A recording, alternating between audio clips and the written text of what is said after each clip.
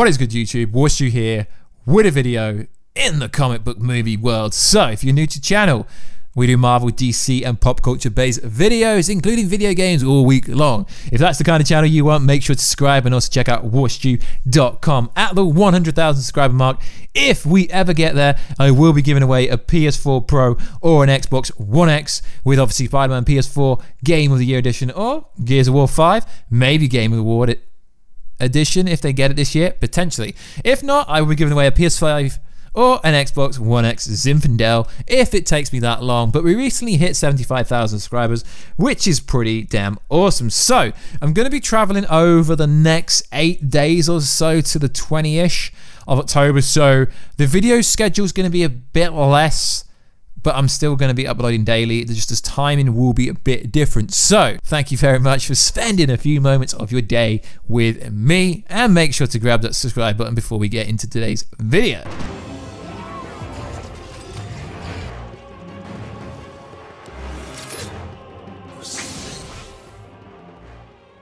So, Deadpool 3, Spider-Man 3, Venom 2. There's been a lot of confusion from websites to other stuff. What is really going on? We're going to talk about 3 movies in this video because there is a lot of confusion. Venom 2, there's stories of a new villain going around, which is kind of true, but not really. Carnage is still going to be involved.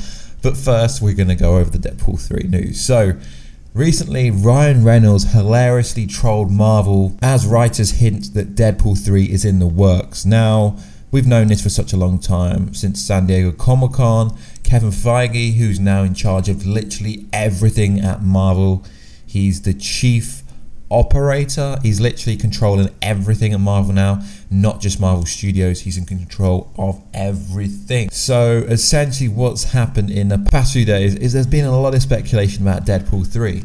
So Ryan Reynolds is trolling the internet saying he auditioned for the role of Anthony Stark, didn't come even remotely close, but the nice man with the taser escorted me to the ground, which is kind of funny in a way. As we know, fans are very skeptical about Disney buying Deadpool because Disney is a PG-13 company, and the only thing that makes Deadpool great is the fact that he's a savage, cunning character who can drop an F-bomb whenever he feels like. So after Disney acquired Fox, everyone thought that Deadpool was going to feature during EndGame, which would have made a lot of sense, but it also wouldn't have made a lot of sense. The reference to the MCU couldn't be clearer. Ryan Reynolds and Marvel have discussed Wade Wilson during the meeting rather than Anthony Stark, who perished after a terrible confrontation between Earth's mightiest heroes and alien armies. As easy as it is to speculate for us about Ryan's presence in Marvel, there's still no official talk from Kevin Feige saying the mercenary loudmouth is coming to the MCU and no release date. But if you're a betting person, you would have to put it somewhere around 2022 or 2023. We do have some good news though. The writers who made Zombieland films as well as the Deadpool flicks indicated to Entertainment Weekly that Deadpool is definitely coming to the MCU. It's still unclear when it all happened, but the writers suggest Deadpool 3 will be R-rated, which is great because if you all watched Once Upon a Deadpool, it was pretty tragic. I know I'm real on this channel, I will not fake, just for clarity. I'm real. Once Upon a Deadpool was pretty bad in a way. So this is what they said. We're always in touch with Ryan. We've had several projects with him in additional to Deadpool universe. I think the party line and the truth is we're still trying to figure it out. Marvel has promised to continue to let us play in the R-rated Deadpool universe, and the hope is that they will always let us veer in the MCU a little bit as well as play in the sandbox.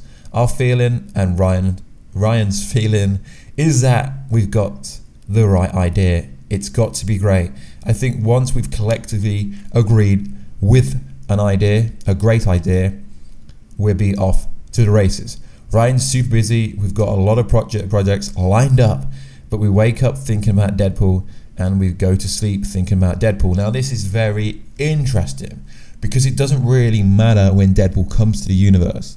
They cannot ruin the premise of his character, which is interesting. Ryan Reynolds is coming out with a lot of different projects. Finally, the creator of Deadpool, Rob Liefeld himself, is apparently very aware of Ryan's meeting at Marvel, having reposted the star's Instagram with some trolling of his own. No feet, a fine fitting welcome to Marvel properties at Ryan Reynolds, or call it Angelino, call it Burbank. Deadpool, Ryan Reynolds. The feet reference is a joke that comic book fans will get as it relates to Liefeld's work of drawing his feet. In other words, everyone involved with the first two Deadpool films seem to be ready for more Deadpool fun. But what is very interesting here is, I've got a question for you guys. Can they replicate Deadpool 1? Because as we know, Deadpool 2 was decent, but it was a big drop off.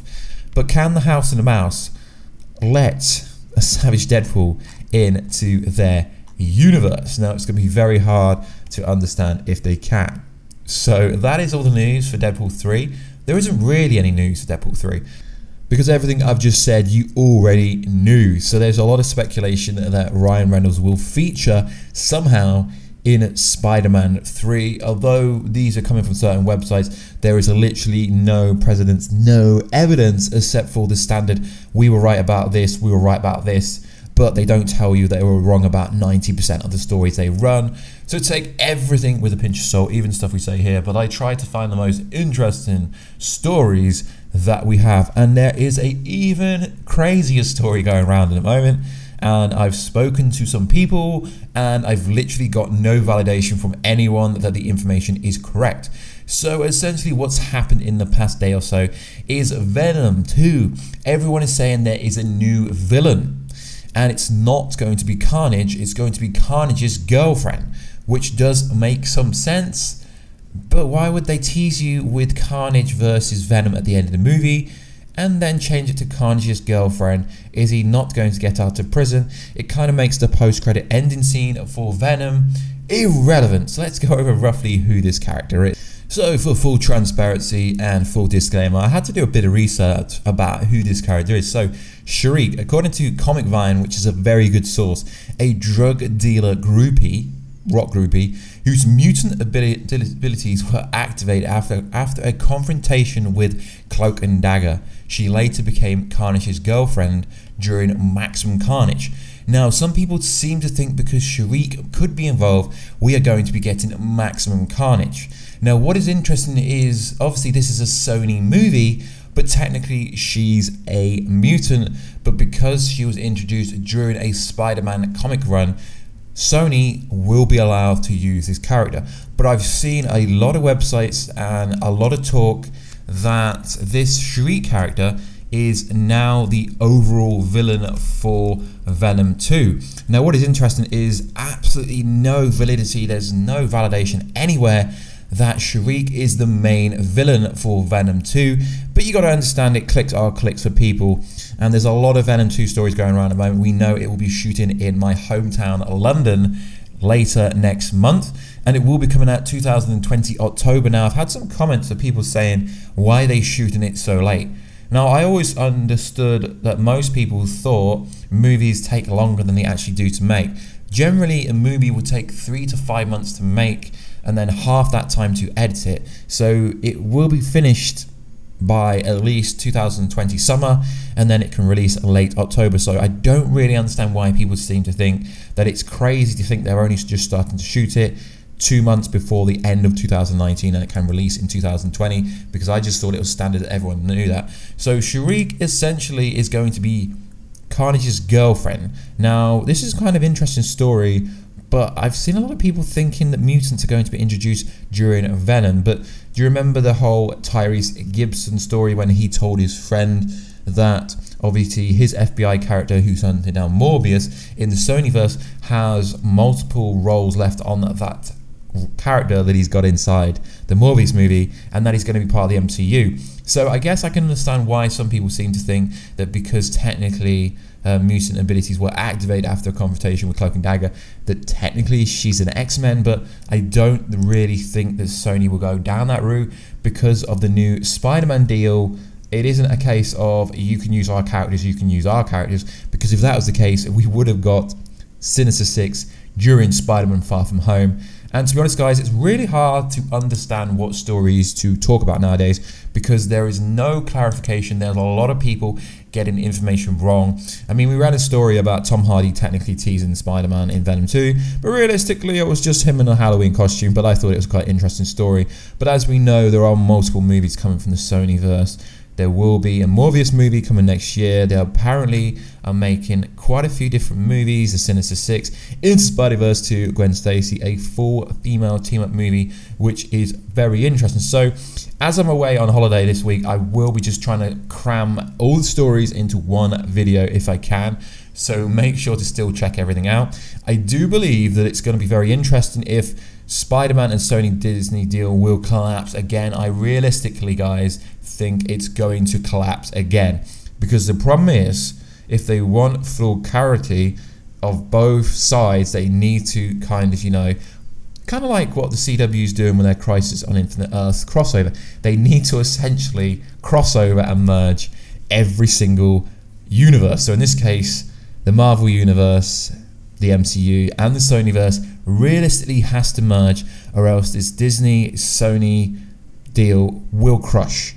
It will crush eventually, you know.